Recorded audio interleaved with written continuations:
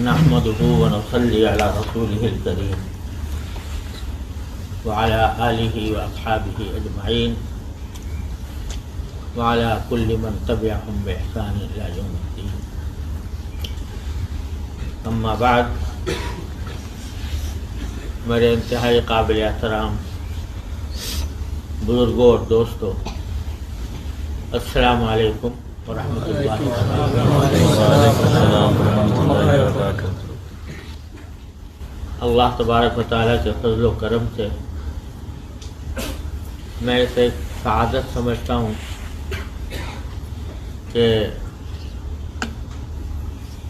الحمدللہ اہل ایمان کی، مسلمانوں کی اتنی بڑی تعداد جو اس ملک کے لحاظ سے قابل ذکر ہے، یہاں تشریف فرما ہے، اور ان کی زیارت اور ملاقات کا مجھے شرف حاصل ہو رہا ہے۔ اللہ تعالی ہماری اس ملاقات کو اپنے فضل و کرم سے قبول فرمائے اور اس کو ہمارے لیے نافع اور مفید بنائے۔ محض ملاقات دو مسلمانوں کی باہم ملاقات بذات خود ایک نعمت ہے۔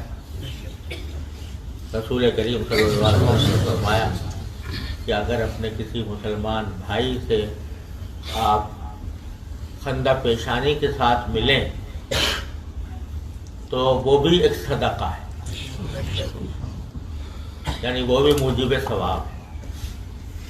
اور بلکہ ایک حدیث میں یہ فرمایا کہ لا تحقرن من المعروف شیئا، نیکی کی کسی بھی بات کو حقیر نہ سمجھو۔ عجیب تعلیم ہے کہ نیکی کے کسی کام کو حقیر نہ سمجھو۔ وَلَوْ أَن تَلْقَى أَخَاكَ بِوَجْهٍ طَلْقٍ، چاہے وہ نیکی یہی ہو کہ اپنے کسی بھائی سے خندہ پیشانی اس کے ساتھ مل رہے ہیں۔ یہ بڑی عظیم تعلیم ہے۔ بعض اوقات انسان کے دل میں خیال آتا ہے کسی نیک کام کے کرنے، چھوٹا موٹا نیک کام کرنے کا خیال آ گیا،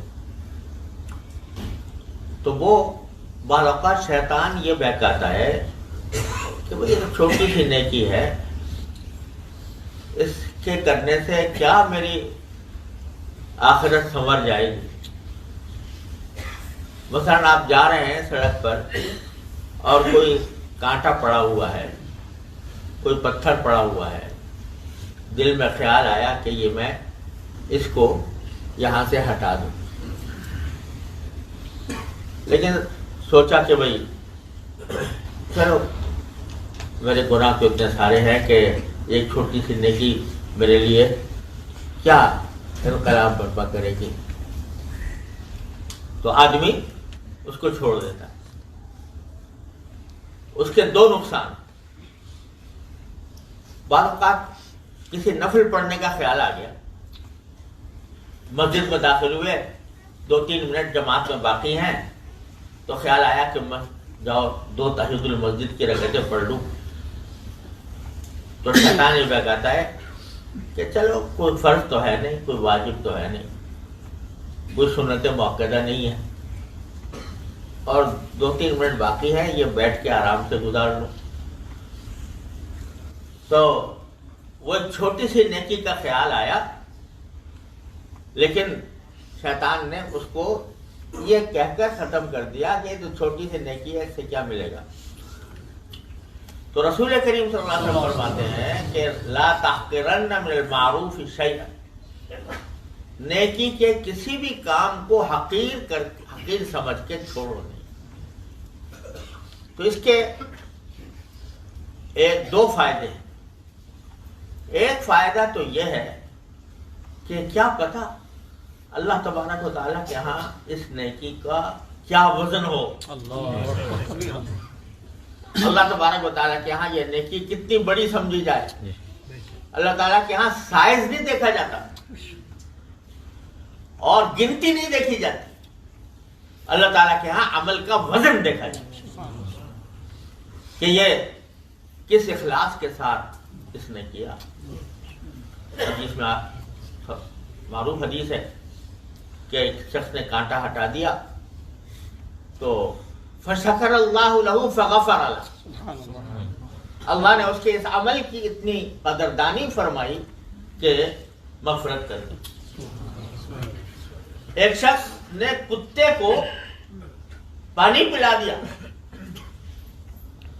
کتے کو پانی پلا دیا، پیاسے کتے کو پانی پلا دیا، اس پر فرمایا کہ فشکر اللہ لہ فغفر لہ، اس کی قدردانی فرمائی، اس کو مغفرت فرمائی. تو نہ جانے کون سی نیکی کس وقت تمہارے لیے باعث نجات بن جائے. اللہ تبارک و تعالیٰ کے ہاں اس کا کوئی وزن ہو جائے اور تمہارے لیے باعث نجات بن جائے. تو کسی بھی نیک کام کو حقیر نہ سمجھو، کیا پتہ اللہ تبارک و تعالیٰ کے ہاں اس کا کیا مقام. تو ایک بات تو یہ، ایک تو وجہ یہ ہے. دوسری وجہ یہ ہے کہ یہ جو کبھی کسی نیکی کا خیال آتا ہے، کسی نیکی کا خیال آتا ہے، یہ اللہ تبارک و تعالیٰ کی طرف سے ایک مہمان ہے. اس کو فقہاء صوفیاء کرام کہتے ہیں وارد. وارد کہتے ہیں، وارد کے معنی آنے والا. یہ ایک مہمان ہے اللہ تعالیٰ کی طرف سے. اگر اس مہمان کی قدر کر لی تو یہ پھر آئے گا، پھر آئے گا اور تم سے کوئی اور نیکی کروا لے گا.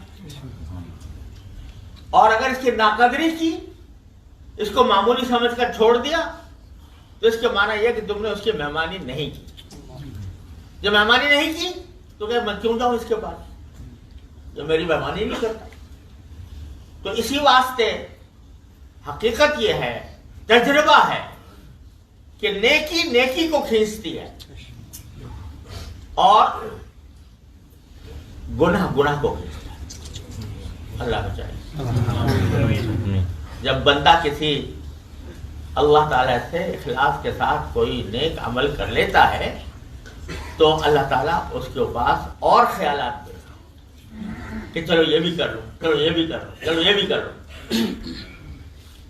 اور اگر خدا نہ کرے گناہ کا خیال آئے اور آدمی گناہ کر بیٹھے تو پھر وہ گناہ دوسرے گناہ کو کھینچتا ہے.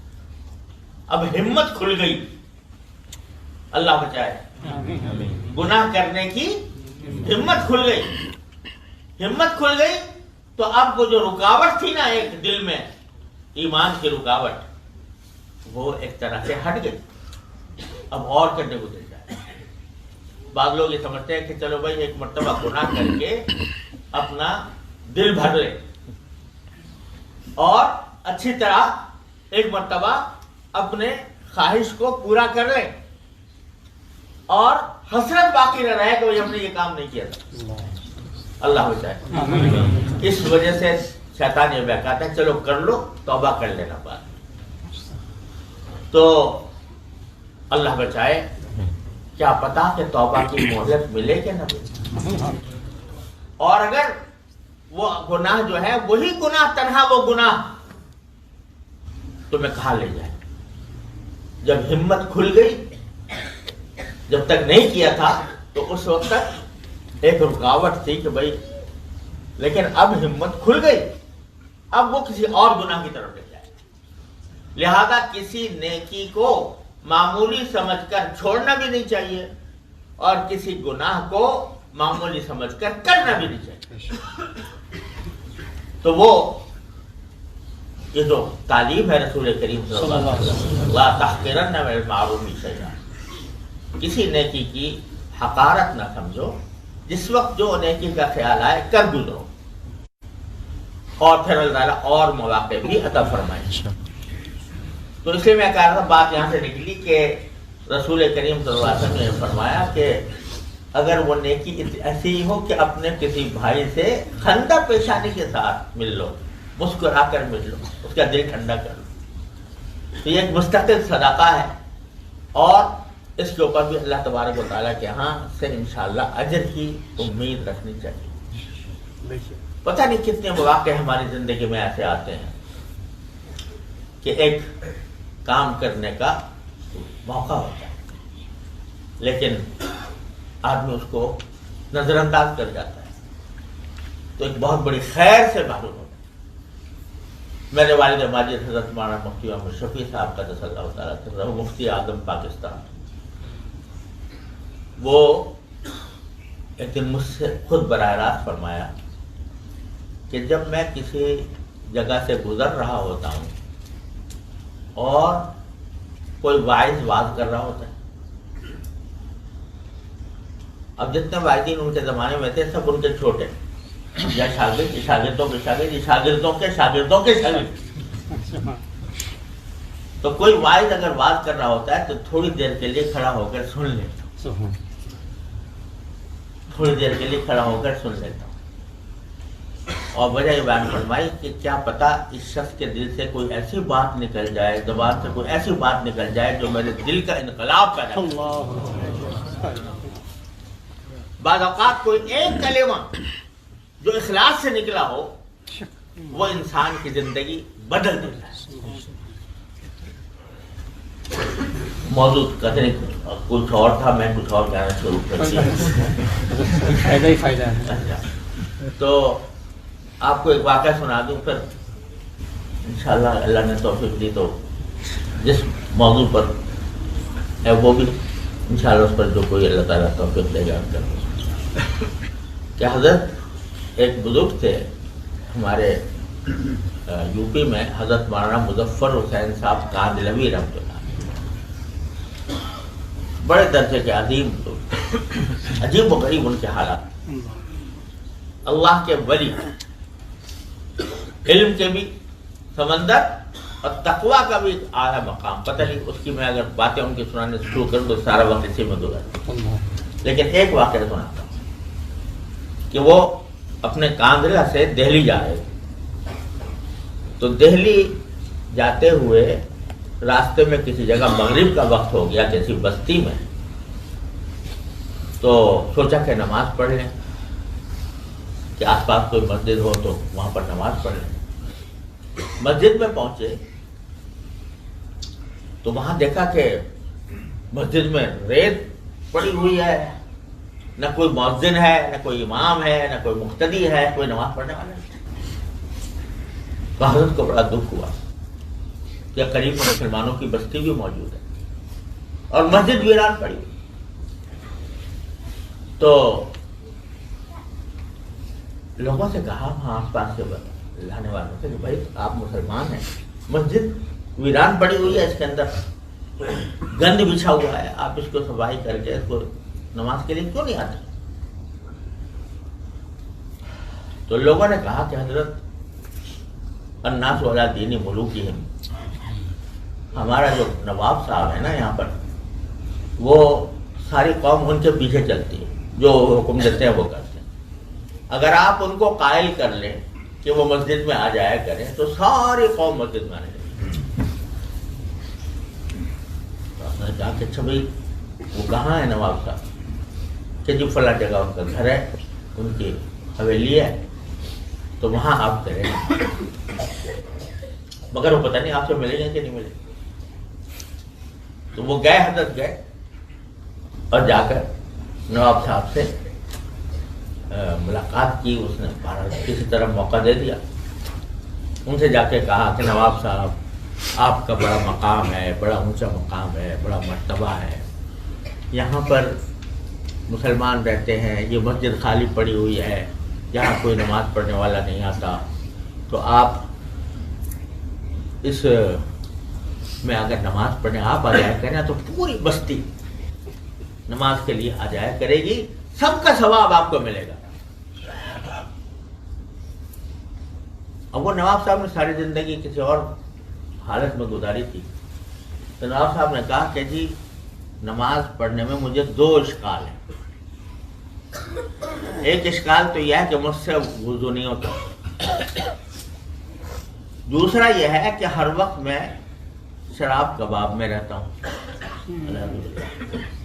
میرے پاس بازاری عورتیں آتی اور شراب کباب بھی میرا چلتا رہتا ہے، تو مجھے شرم آتی ہے کہ اس حالت میں کہ میں، اور اس کو میں چھوڑ سکتا نہیں ہوں، شراب نہیں چھوٹ سکتی مجھے اور یہ عورتیں نہیں چھوٹ سکتی، اور وضو میں کر نہیں سکتا، وضو میرے لیے بس سے باہر،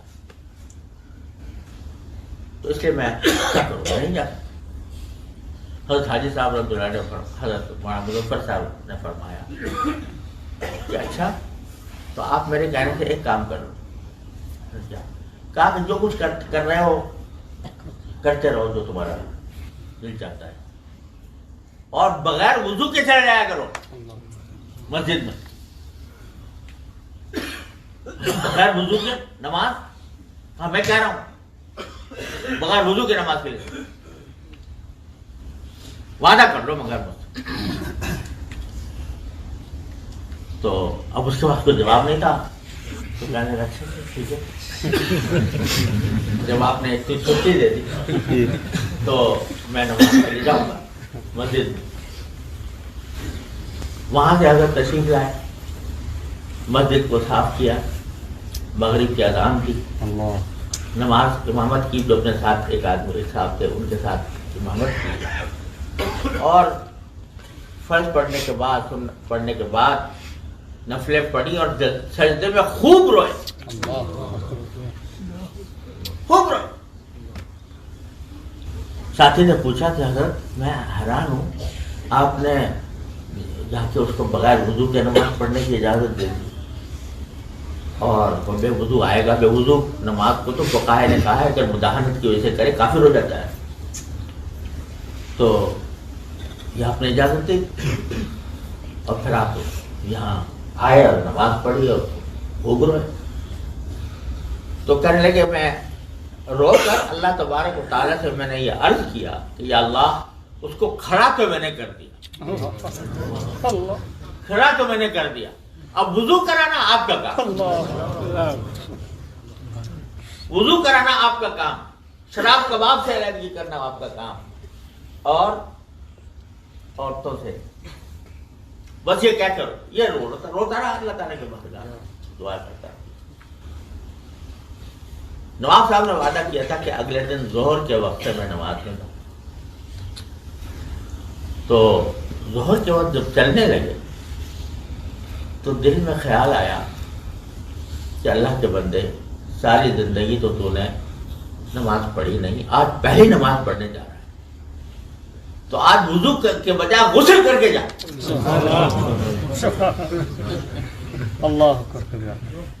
تو اس نے غسل کی اور غسل کر کے کپڑے وپڑے صاف پہن کے مسجد میں پہنچا۔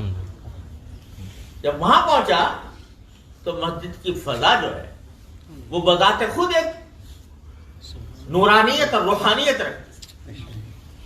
جب ایک آدمی کا ایک طرح سے دل ٹوٹا اور اس کے دل میں یہ خیال آیا کہ اللہ تبارک و تعالیٰ کی بارگاہ میں پہلی بار جا رہا ہوں تو میں پاک صاف ہو کے جاؤں، یہ خیال جو آیا نا، اس خیال نے اس کے اندر ایک روحانیت پیدا، نورانیت پیدا، اور جب مسجد کی فضا میں پہنچا تو مسجد کی فضا کے اندر جو نورانیت ہے، جو روحانیت ہے، اس میں جا کر دل کی دنیا بدل گئی اور نماز پڑھی۔ وہ خود کہتا ہے کہ وہاں سے جب میں واپس آیا تو یہ جتنی آج تک بیوی سے بیوی کا یعنی بیوی کے ساتھ کوئی اچھے تعلقات قائم نہیں ہوئے تھے، اس لیے کہ بازاری عورتیں تھیں۔ کہنے لگے جس وقت میں گھر میں داخل ہوا تو اپنی بیوی کی اتنی زیادہ محبت میرے دل میں پیدا ہو گئی جو پہلے کبھی نہیں، اس کی وجہ سے ان بازاری عورتوں کو رخصت کر دیا، اور پھر رفتہ کرتا کر کے شراب چھوٹ گئی، اور ہر روز 5 وقت وضو کر کے نماز پڑھتا تھا۔ تو کہاں سے چلا اور کہاں پہنچ گیا؟ کیا ہوا تھا کہ بے وضو نماز پڑھنے کا ارادہ کر لیا تھا. نمازی نہیں تھا, بے وضو نماز پڑھنے کا ارادہ کر لیا. اس نیکی نے اس کو کہاں سے کہاں پہنچا. تو بعض اوقات یہ ہوتا ہے کہ چھوٹی سی نیکی وہ انسان کا بیڑا پار کرتی ہے. تو اللہ تعالیٰ ہماری اس ملاقات کو مبارک فرمائے آمین. اور اپنے رحمت سے اس کو ہمارے لیے باعث نفع بنائے. اپنے دین کی طرف راغب فرمائے. اس پر عمل کی توفیق عطا فرمائے.